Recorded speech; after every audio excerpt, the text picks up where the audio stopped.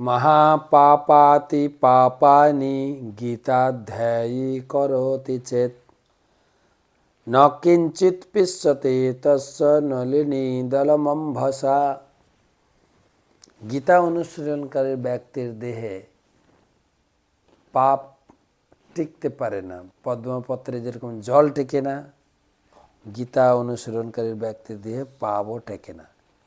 আজকের আলোচনা সপ্তম শ্লোক। अस्माकन्तो विशिष्टाजे तन्निबोध द्विजोत्तमः नायका मम सैन्यस्य संज्ञार्थं तन्वब्रीमिते। अस्माकन्तो विशिष्टाजे तन्निबोध द्विजोत्तमः नायका मम सैन्यस्य সংজ্ঞার্থম তান বব্রীমিতে।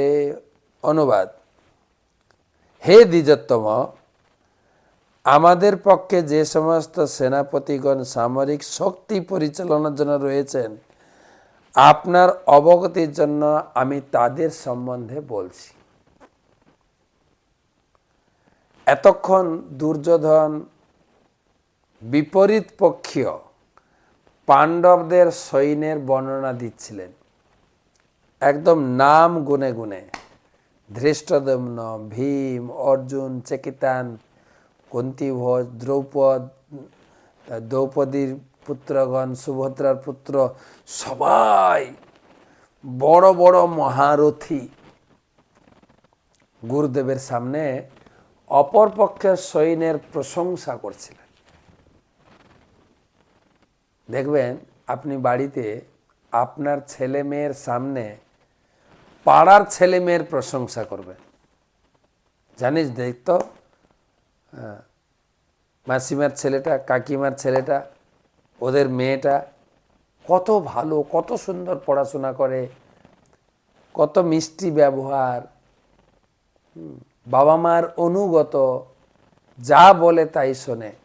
বলুন তো, পাড়ার ছেলে মেয়ের প্রশংসা যদি আপনার ছেলে মেয়ের সামনে করেন, আপনার ছেলে মেয়ে খুশি হবে না, রেগে যাবে? আমরা বুঝি কিছু করি না। সেরকম আমাদের গুরুদেবের সামনে পাণ্ডব পক্ষের সৈন্যের বর্ণনা দিচ্ছেন, ওরা সব বড় বড় মহারথী। গুরুদেব ভিতরে আমি কিছু না নাকি, তখন কথা ঘুরিয়েছেন।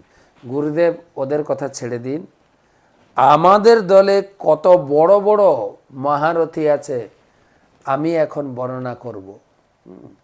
ধরুন ছেলে মেয়েদের বললেন, ওই ছেলে মেয়েরা তো ঠিক ভালো, বুঝলাম, তোরা আরো ভালো, জানিস তোরা ভগবানের ভক্ত, ভগবানকে মানিস, হ্যাঁ, ভগবানকে নিবেদন করে প্রসাদ কাজ, রেজাল্টও ভালো করছে। ছেলে মেয়ে তখন প্রশংসা হবে, তারা খুশি হবে।